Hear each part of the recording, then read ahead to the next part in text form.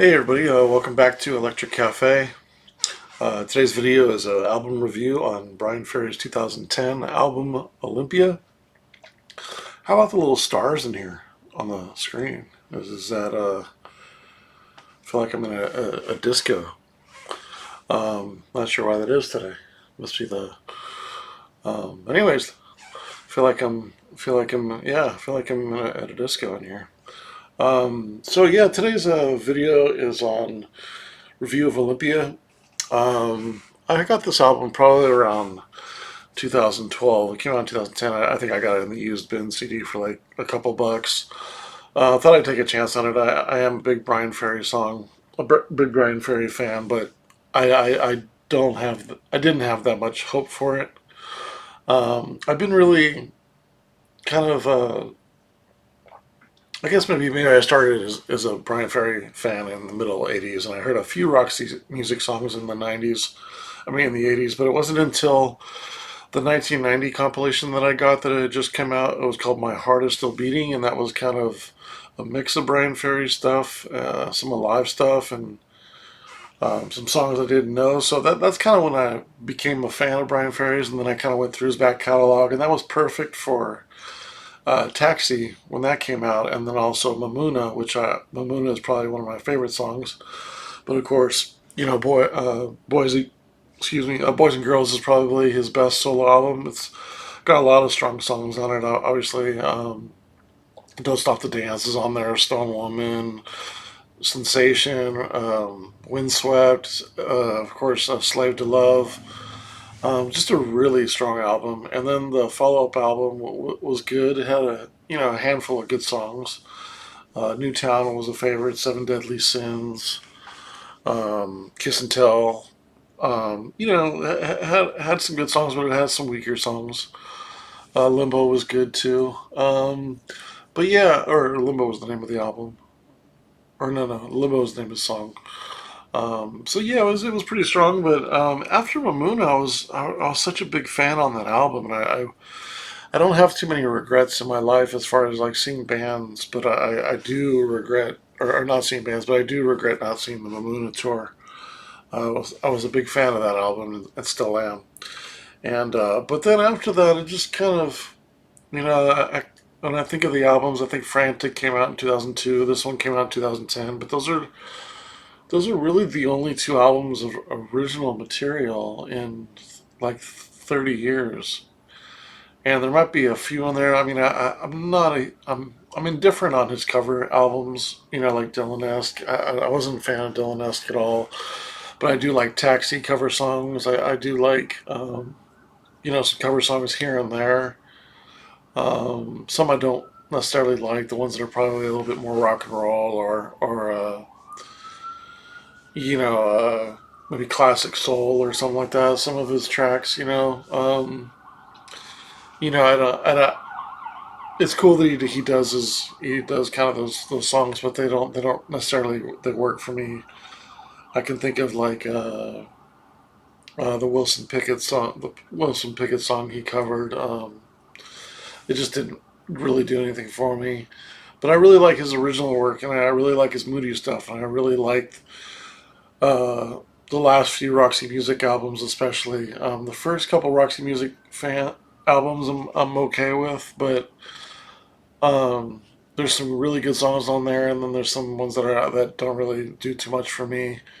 I'm sure if I heard them in the '70s, I'd be a little bit more a fan of the first couple records as a whole. But I do like, of course, Avalon is probably my favorite Roxy Music album, and then I really like. I know it doesn't get great reviews, but I do like Manifest, and I do like Flesh and Blood, and um, I do like Song of the Siren. Those are probably those are kind of the end of the Roxy music I really like. So I like that period.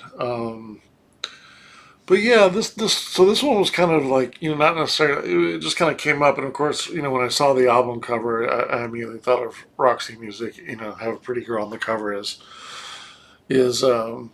always gonna always gonna catch your eye, and if it's Bryan Ferry, it just kind of ties back to his Roxy Music period for the good or bad. But just gonna go through my notes on this album and talk about the songs and then kind of give you my overall review of it.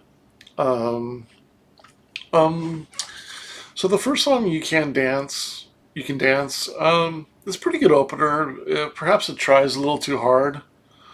It's big sounding. It is does sound like a Bryan Ferry opener. Just kind of, it just kind of misses the mark a little bit for me. I have it 2.25 stars, so it's a little bit better than okay, but close to good, but not. I have 3 stars is always my edge of very good. So I would say 2.5 stars is good, and 2 stars is okay. So it's just a little bit better than okay. I can't really point anything bad about it. The production's pretty solid. Um, I can listen to it. I don't feel like fast forwarding it, but it doesn't really like do that much for me. Um, then Alphaville comes next. It's a little bit stronger. I have it 2.5 stars, so a little bit better. It's a solid groove. The bridge is good. The bass should be a little bit more funky. I'm kind of disappointed in the bass work on this particular album, considering I know it's kind of lot to compare, but man, the bass artist, in like their live albums, like in France and and Avalon and stuff like that. Whoever I can't remember who was doing bass then. Uh, I think they had some few session players play. I can't remember who does bass, but and it's hard to compare now to 40, 50 years ago, but or 40 years ago. But I want to feel a little bit like the bass should be a little bit funkier, and it's just kind of muddy in the mix, and it just doesn't stand out. And Alphaville kind of has the opportunity because the groove's pretty solid. The bass just doesn't stand out. Singing's okay. Everything's pretty solid. It does have a nice bridge. Again, I do like the bridge of the song. It's got some nice changes to it. I got a little bit stronger, 2.5 stars, so it's good. Then I have Heartache by Numbers. So the album's continuously getting better at this point. Got this one in 2.75. It's probably the most straightforward song that works on here. Uh, Maybe popularity wise, it's very catchy. Bryan Ferry's voice sounds a little weak here. He's probably 15 years ago, he was pushing 65. And because the production is really pronounced and there's a lot of instruments going on and it's very busy in the mid range, his voice doesn't really, it really can't compete with the song in some respects. And it's very Roxy music change. Like the change in the bridge is very Roxy music.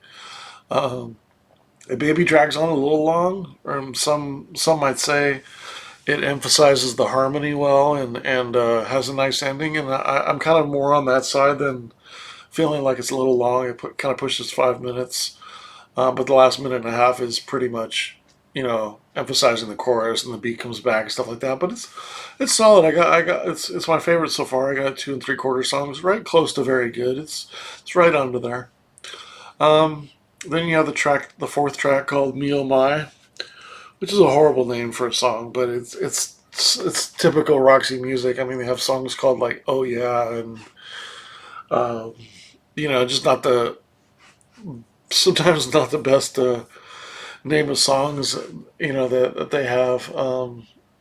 Here and there. It's just kind of strange. Why would you name a song "My Oh My" or "Me Oh My"? Anyways, not a huge fan of the vocal background. Ferry's voice fits the song really well. I like the last minute and a half. The guitar is really strong. The melody and the harmony rings out really well. I got 3 stars. So the album is continually getting better through the first half, from 2.25 to 2.5 stars to 2.75 and now 3 stars. So it's picking up pretty well, and it's all these songs are really solid so far. Track number 5 is "Shameless." I heard Roots Manuva produce this track, if I remember correctly from reading the liner notes a long time ago, because it's probably the most electronic, and that of course that resonates with me because I like electronic music. So It has a really good balance of disco and electronic music. It's really a good attempt at sort of making a hip track. It's got a nice bass line. Um, I feel like this along with the third track, "Heartache by Numbers," is probably the obvious hits on the album if they were going to be singles, and I think this was a single. I think they did do a video for this. It has some good changes from the verse, chorus, bridge. Overall, it's pretty funky. I got it 3 stars.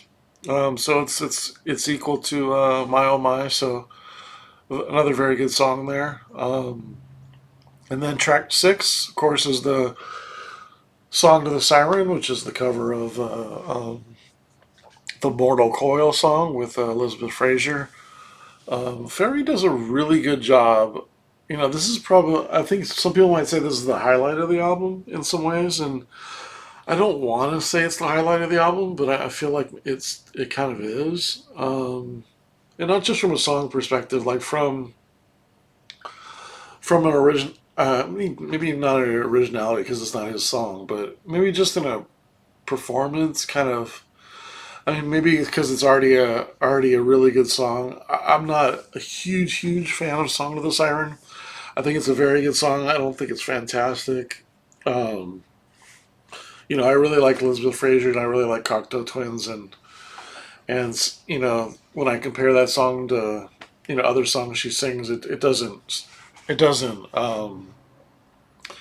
stand out to me as much as maybe others do. I know other people love this song, and I really like it. I'm not trying to knock it at all. I just think Bryan Ferry does a really good job of making it his own, to a point where I think it's kind of the highlight of the album, and maybe that's partly because of it might be the strongest song on the album, not necessarily my favorite on the album, but um, yeah, some cover songs work for me that he does, and some don't. They really did a great job of turning the song into, it has a little bit of a beat and more instrumentation and things like that. And I got it at 3 1/4 songs. If I was to compare it to the original, I do like the original a little bit better, so probably 3.5 stars on "Song to the Siren." But this is a really good song. I mean, it has to be. I mean, I know people really like, "Jealous Guy" was a top song of his. I know he's done a lot of really good cover songs. When you look over the course of all the cover songs, I like, like Will You Love Me Tomorrow and Rescue Me, and I Put a Spell on You. He's done so many good. When you look about it, I don't mean to be negative and say I like some and then I don't like others. It's just I'm not really a huge Bob Dylan fan, and so Dylan S didn't do really much for me at all. And a lot of the covers in the past 20 years haven't been really to my liking. But again, I do like the Taxi album, which has a lot of covers. I like "Jealous Guy." I'm trying to think about the cover songs they did as Roxy Music. Nothing's popping into my mind, but I know they did some that were okay. But and then some that were good. So um, yeah. I mean, I'm kind of torn on is this the best song on the album? It certainly stands out because the original is so good. Um, then the album really hits a really bad note, unfortunately. Track 7, just track 7 and 8 are not good songs, and I get it. Like you come to Song of the Siren, it gives you the opportunity to go to another moody song or maybe a different song and sort of change the pace. You've kind of built the album with more of the upfront songs, catchy songs maybe up front, and then adding a little depth in the second half. And it does add some depth with the ninth and tenth song, but 7 and 8 just don't work for me at all. I got number 7 is "No Face, No Name, No Number." Strange title. It just sounds like an old dull rock and roll song. I just don't. It just doesn't do anything for me. I wish there was a I mean, I would immediately fast forward it probably after, not immediately, but after probably a minute, trying to see if it gets any better, but it just doesn't. It just very lackluster for Bryan Ferry song. Just I just can't compare it to really much that I've because I do for the most part. I will be honest and say there's some songs that Bryan Ferry does from old rock and roll and that just aren't my thing. But I can like, oh, okay, they are a good song. You can see it's catchy. It's like Virginia Plain or things like that. Trying to think of some other ones. Um, you know, probably Virginia Plain is probably a good example. But yeah, it just doesn't do anything for me at all. I can't even give it a star. I just give it a half star because I feel like okay, they can play well as a band. Maybe that gets a half star. Everything's cohesive, but it just doesn't do anything for me at all. Give it a half star. And the track 8 is even worse. It's called BF Bass. What the fuck is BF? Sorry, what is BF Bass? Ode to Olympia. It's just, well, I don't know what that means. Nothing works for me here. It's just the background vocals. It has kind of like a jamboree feel. The bass sounds flat and weak. It's just one of the weakest songs I've ever heard Roxy Music do. It's really. I wouldn't say it's awful to the point where I would just turn it off because that would probably be a 0 star. But I have it at a quarter star because I couldn't even get through a half of it even if I tried. It's just not good. It's just whatever. Um, just moving on. Track number 9, Reason to Rhyme. I like the tempo. It has a better flow. Piano's decent. Still kind of muddy in the mid range. Um, I do. It's a long track. It's almost 7 minutes long. It's solid. I like it. It's kind of a grower. I got it close to being very good. I got it 2 3/4 strong, so it's a good song. And then lastly is my favorite song on the album, "Tender Is the Night." There's so many good things I can say about this album. It's just and it probably wouldn't normally be my favorite type of Bryan Ferry song. Like I like the you know I would say I don't like the rock songs. I don't necessarily like the ballads of Roxy Music. And I'm saying Roxy Music because this album doesn't feel like a Bryan Ferry album. It feels like a Roxy Music album. And it makes sense because of the cover. That's the other confusing part about the album, and I'll talk about that at the end. But I'm not so much on the rock. He's Bryan Ferry's. He's 80, so he grew up on early 60s, late 50s. So, he's probably into like Wilson Pickett and Righteous Brothers and stuff like that. And I'm just what I mean. It's just kind of like I I, I can relate to it, but I just it's not necessarily him imitating even older music is not going to win me over. I like Brian Ferry's. I like Roxy Music's disco stuff. I like their funky stuff. My favorite stuff is their smooth stuff, like um, uh, the Avalon song. Not Avalon song, but the geez, I can't think of the name of the song. True to Life. If you know True to Life, same old scene. There's God, I feel like I'm blanking on so many. Just most of the album Avalon has just a ton of funky kind of cafe kind of cool tracks. Mamuna has a lot of them too. It's just I love that. And then when you think of if you know Mamuna, like Chain Reaction, the other ballad on there, of course, the track Mamuna is really strong too. Um, I didn't mean to turn you on, or right? I didn't mean to turn you on, or no. Shoot, I can't think of the name of this. There's Chain Reaction and I don't want to. It's not. I don't want to know. It's not that track. There's the other ballad on there. I'm blanking on the name, but yeah, I really like the smooth stuff. The ballad stuff I'm okay on. So Tender as a Night is that good to where it's not necessarily a Brian Eno song that I like, or sorry, Bryan Eno. Not really a Bryan Ferry song I would normally like. I mean, I do like Windswept, and um, yeah, Windswept is a really good one. Um, there's another short one he did as well, but I'm blanking on it. But this is such a strong song on the album. Of course, I was thinking of Bryan Eno because he has a lot of cool spacey touch to it with his keyboards. It's just a beautiful song. It's so simple. It even adds a nice little kind of country music kind of pluck in there with the piano's great. Bryan Ferry's voice fits with it great.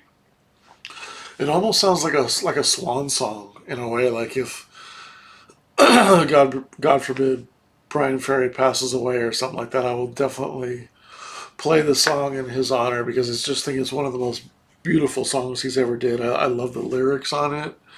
It kind of talks about him not fitting in with today's technology, and um, him just not feeling comfortable, and he longs for the past, and tender as the night. It's just very moving. It's a very great song. It's just got a great atmosphere. Just I just can't say enough about it. It's one of my favorite Bryan Ferry songs of the last 30 years, easily. Um, I'm trying to think. There's a couple songs I like on Frantic, but nothing to this level.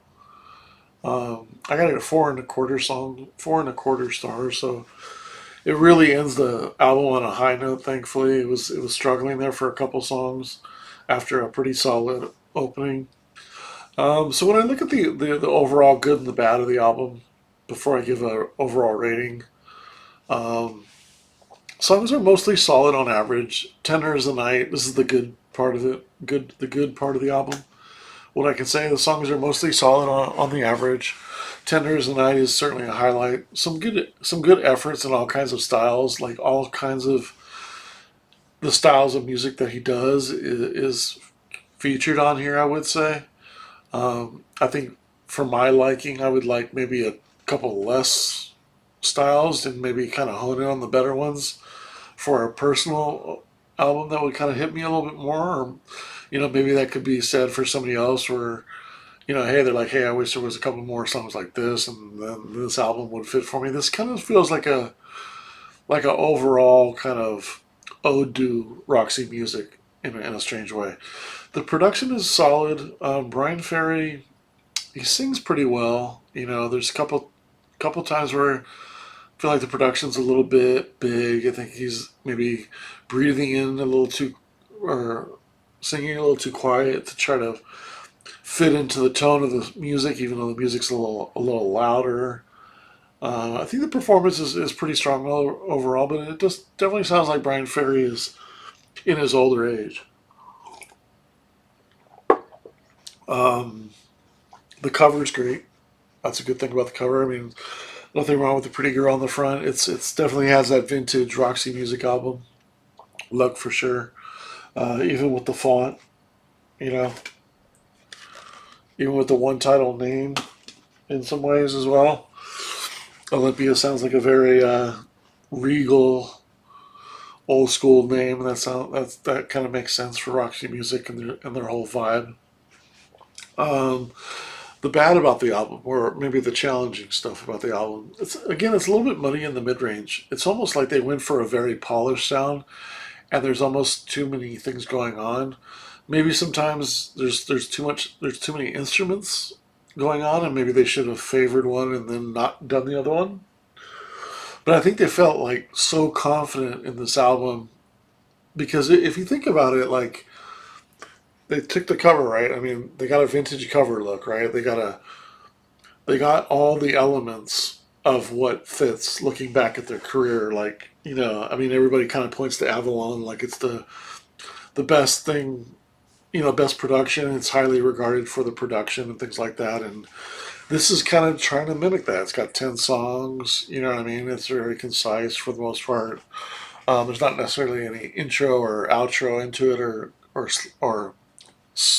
short song like India on Avalon, but it kind of has all the hallmarks to be presented like this is a Roxy Music song. It doesn't sound like a Bryan Ferry album to me at all. It sounds more like a cover album, and because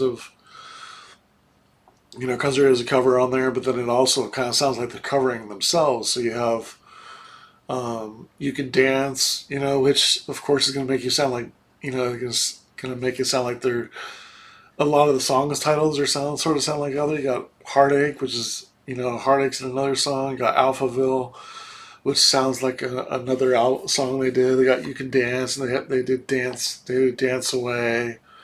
Um, yeah, just some of the songs they kind of even Me Oh My sounds like Oh Yeah, what I mean. There's kind of like it has all the hallmarks of being fitting in as like a classic kind of ode to the Roxy music, but it just doesn't have the songs fully to make the album.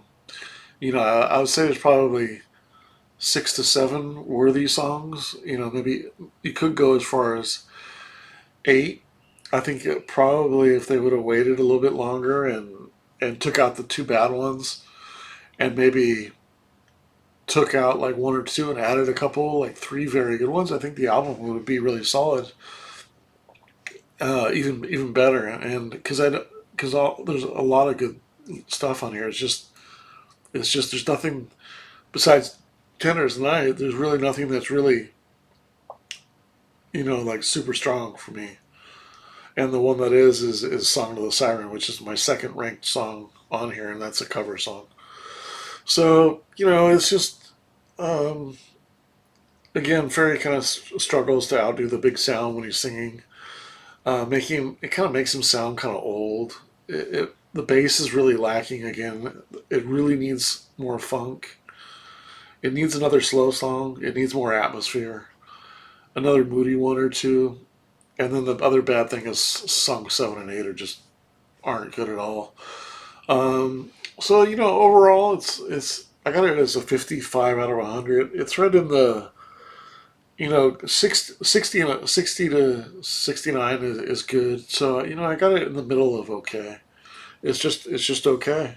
It's the whole album is okay. It's I can't really. There's part of me that wants to like it more because there is a lot of potential on these songs, and then some feel like they're trying a little too hard, and someone's just they just don't work for me. It's just a really okay album, and it's funny too because I went into it thinking that I liked it a little bit more, but when I got to those tracks 7 and 8, I was just like, wow, I don't think I've ever gone to a Roxy Music or Bryan Ferry album and just be like, I don't like 2 songs in a row. Like that really kind of like pushed it back for me, and even getting up to my favorite song on the album, it just I wouldn't say it shocks me, but it really kind of made me feel like that's the fun thing about doing these reviews is when you and my next video, which I'm about to do right after this, is a great point of when you really sit down and rate an album. Then it really then you really got to step up to the plate and be discerning and give it a real honest view and take yourself almost out of the equation and take your memories out of the equation, especially on my next one, considering it's 40, 46 years old record. So it's a little bit of that too. So just overall, I got it right in the middle of okay. I couldn't really push it into the 60s to be good. And I didn't want to put it lower than 50 because there is a lot of solid stuff on here. It's just nothing's really overall. It's just not good. It's just I can't put it into the good range. And that's kind of what I said about the overall here. I said it's got all the makeup for what works, but it really isn't there. Only really for the memories and what's been done prior in this kind of makeup for the band. And again, it sounds more like a Roxy Music album than a Bryan Ferry album. And I'm more of a Bryan Ferry album fan than Roxy Music, and that's probably just because of the newer music that Bryan Ferry's done, and but Avalon is my favorite album. Probably, if I had to say, there's one album. But when I compare, 4 or 5 good albums, albums worth to 5 or 6 Roxy Music albums, I feel like Bryan Ferry. I feel like I like more Bryan Ferry songs than I do Roxy Music, especially if you take out Avalon. Um, but I wouldn't say especially, but or if it's for sure, but it's I think Bryan Ferry kind of edges them out in the more high tier songs of what I like. Um, if you take out Avalon, that album. Um, but yeah, and then I think a couple things I wanted to say was it sounds too much like a cover album and not really original. It's kind of strange, and perhaps it's kind of copying itself. Maybe that's the issue. And I have a question mark after that. Is it copying itself? Is it mimicking itself instead of being original? And that's kind of probably what it falls. It's probably trying to sound too much like what people think a Roxy Music album should be, or a last Roxy Music album. It's just, I get it. He can't put it under Roxy Music, but I mean, it's probably a rights thing. But I don't think it has to go under Bryan Ferry, but it doesn't sound like a Bryan Ferry album. It's just it's too upbeat. Um, so yeah, so that's kind of my review on Olympia. I'm curious if you have a opinion on it. What would you rate it out of 100? Especially if you know my rating system. I'll put my rating system. I have updated slightly my rating system since I did the video because I did. The funny thing is about doing this album, it made me want to touch up the OK section, which is the middle of my review. Um, so yeah, just because I felt like I had to put 40 to 49 below average, just in case because this almost got there. Uh, Before I just had 30. I didn't really have anything for OK. I had just not my thing or not rated because it's just one thing is just not my thing, like some of his rock stuff. But right under that, I had crap, and this is obviously not crap, and it's not good. I mean, luckily it falls in the okay. But if there's something that's below okay, but it's not crap, I kind of needed something a little bit better in the below average. Especially for the group, or the artist. If it's something below average, I needed something. So I kind of altered it. So I'll copy and paste this into the notes just so you guys can see it. But yeah, I'm curious if you have a favorite song on here, or what's your overall opinion of this album. All right, thanks so much for watching.